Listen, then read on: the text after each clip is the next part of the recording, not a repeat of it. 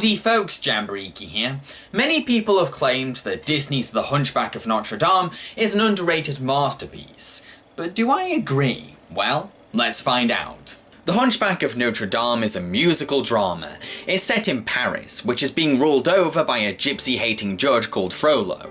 One night, Frollo pursues a gypsy woman, believing that she has stolen goods, only to end up knocking her down on the steps of a cathedral called Notre Dame. Frollo discovers that the gypsy was actually in possession of a physically deformed baby, and the Archdeacon of Notre Dame guilts him into raising the baby as his own. Decades pass, the baby has grown up to become a man called Quasimodo, who now lives alone in the bell tower of Notre Dame. Quasi is frequently visited by Frollo, who continues to lie about the outside world and his origins. Despite Frollo's stern orders to stay inside, Quasimodo desires to see the world outside Notre Dame. Meanwhile, Frollo hires a captain called Phoebus to help him rid Paris of gypsies, namely a woman called Esmeralda, who continues to publicly criticize Frollo for his oppressive ruling over Paris. Esmeralda ends up meeting Quasimodo and convinces him that Frollo has been feeding him lies all of his life.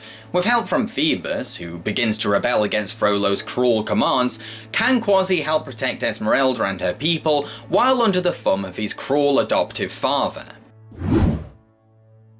Before this movie came along, animated Disney films often had dark elements or sophisticated undertones, but overall they were usually light-hearted, comedic, family-friendly and colourful. The Hunchback of Notre Dame certainly broke this mould and could be considered to be the most adult film in the Disney animation canon. Perhaps this is why it's one of the least known Disney titles. In all honesty, I'm glad that Disney tried to do something out of their comfort zone. Something more mature, sophisticated and darker than their usual projects.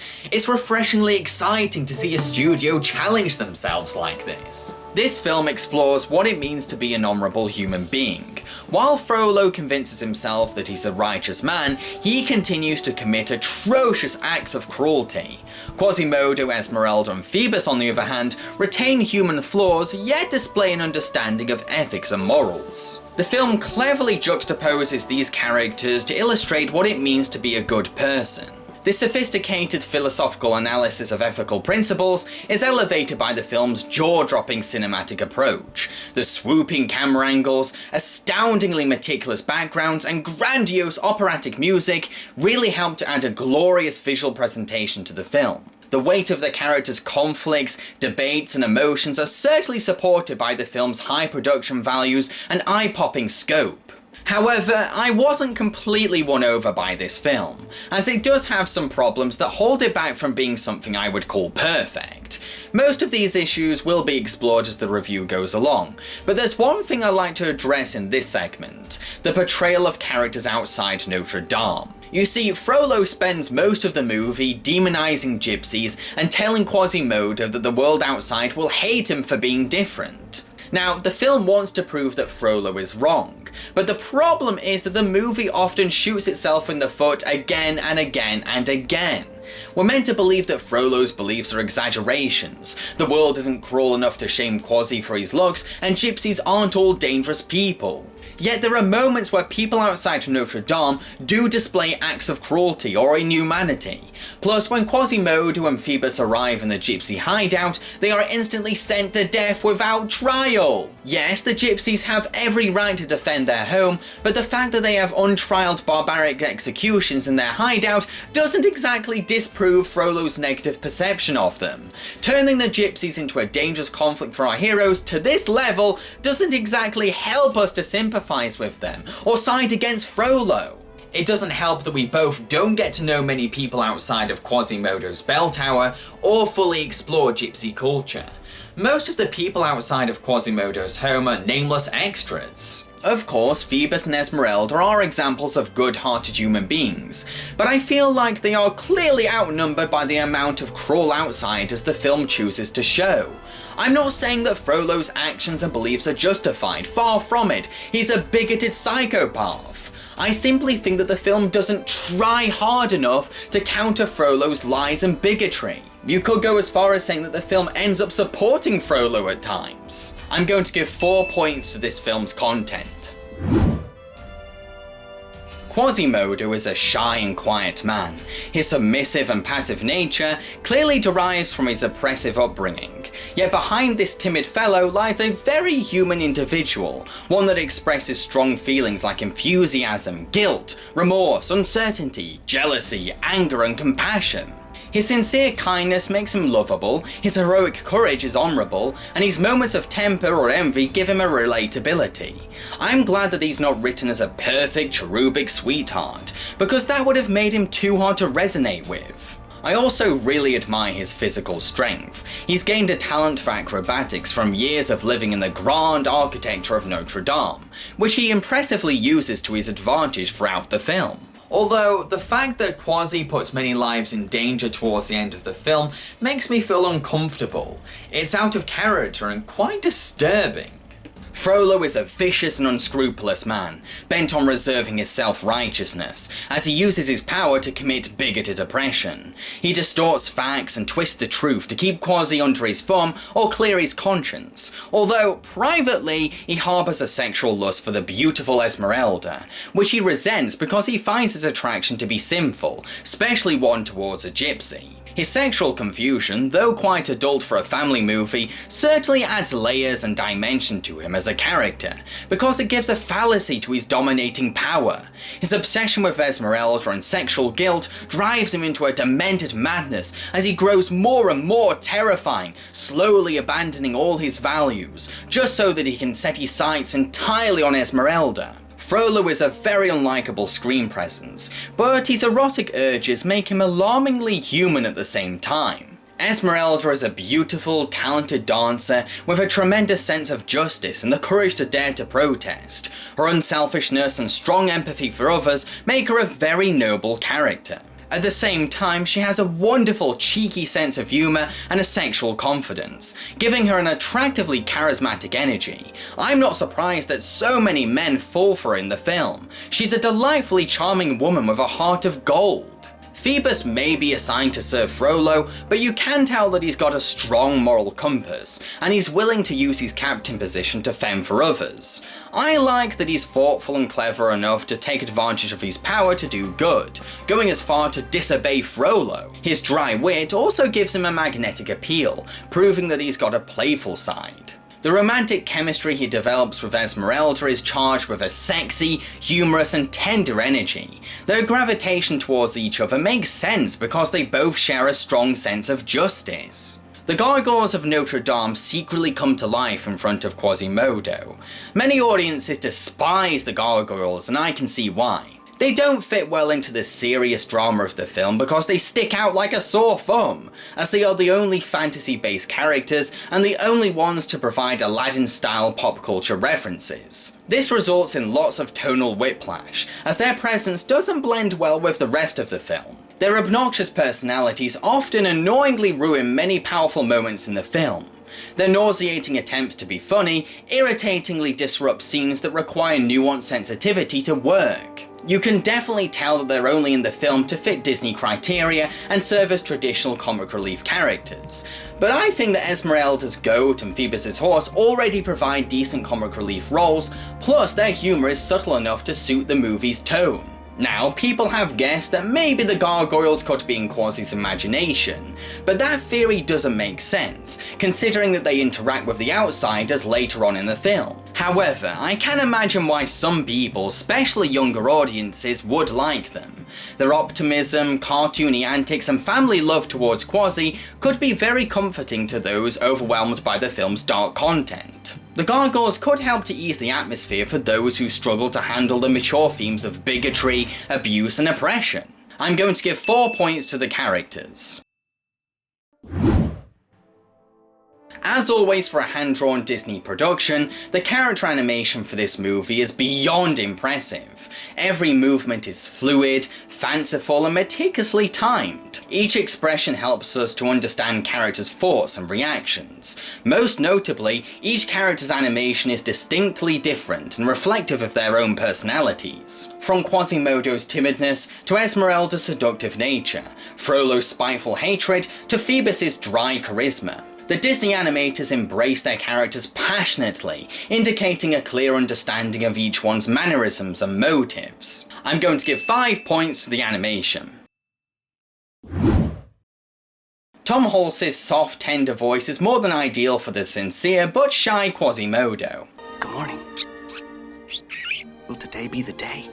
Are you ready to fly? You sure? Good day to try. Why, if I picked a day to fly, oh, this would be it. The Festival of Fools. It will be fun. The jugglers and music and dancing. Tony Jay's booming baritone voice adds regality to his delivery, with an undertone of malice at the same time. You think you've outwitted me, but I'm a patient man, and gypsies don't do well inside stone walls. What are you doing? I was just imagining a rope around that beautiful neck. I know what you were imagining. Demi Moore gives Esmeralda a sweet and affectionate voice, but she's also fully capable of sounding tough-spirited when Esmeralda expresses a passion for justice. I'm sorry. This wasn't supposed to happen. You, gypsy girl, get down at once. Yes, Your Honor. Just as soon as I free this poor creature. I forbid it. How dare you defy me? You mistreat this poor boy the same way you mistreat my people. You speak of justice, yet you are cruel to those most in need of your help. Silence! Justice! Kevin Kline's distinct, mellow voice certainly helps him to deliver Phoebus's dry humour effectively. Achilles, sit. Oh, dear, I'm sorry. Naughty horse. Naughty. He's just impossible, really. I can't take him anywhere. Get this thing off me! I'll teach you a lesson, peasant. You were saying, Lieutenant? Jason Alexander, Charles Kimbrough, Mary Wicks and Jane Withers voice the gargoyles. While each performer certainly captures their character's personality superbly well, I can't deny how obnoxious they sound thanks to the overdone writing and direction for their characters. Hey, what gives? Aren't you going to watch the festival with us? I don't get it. Perhaps he's sick. Impossible. If 20 years of listening to you two hasn't made him sick by now, nothing will. But watching the Festival of Fools has always been the highlight of the year for Quasimodo. What good is watching a party if you never get to go here? Get away from me. Go on, you bunch of buzzards. I'm going to give 4 points to the voice acting.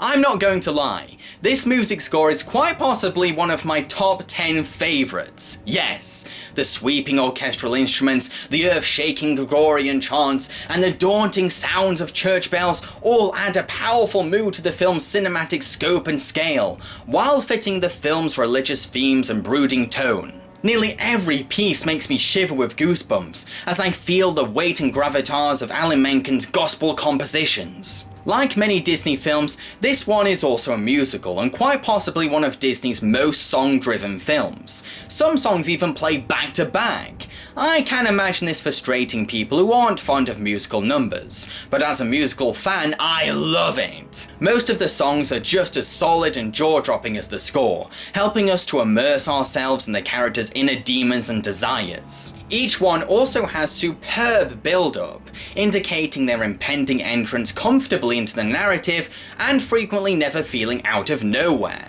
Out There geniusly uses its song title in 2 contrasting contexts, to illustrate both Frollo's lies about the outside world and Quasi's desire to be free, all under 3 minutes. Hearing Frollo's booming, intimidating voice and Quasi's timid, soft voice juxtaposed alongside each other creates a strikingly emotional duet that vividly illustrates their relationship. Topsy Turvy is a fun and colourful number that paints gypsy culture as upbeat and vibrant. God Help the Outcast helps us to learn more about Esmeralda, making us love her even more, as we discover that she's tough enough to get by in life and wants to direct her prayers to others. The chanting prayers of other churchgoers also add a unique backdrop for Esmeralda's wonderfully poignant singing voice. Heaven's Light is a heartbreaking track about Quasi's longing for romance. Every word he sings truly makes him sound like a lonely, broken soul. Hellfire is a sexually charged piece that dives into Frollo's erotic desires and religious guilt,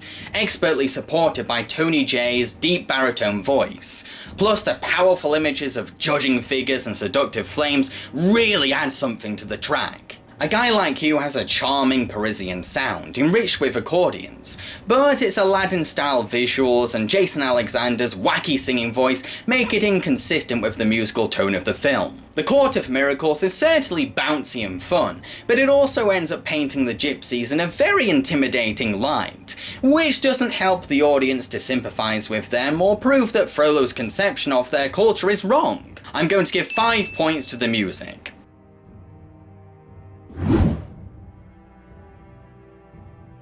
So, would I call The Hunchback of Notre Dame an underrated masterpiece?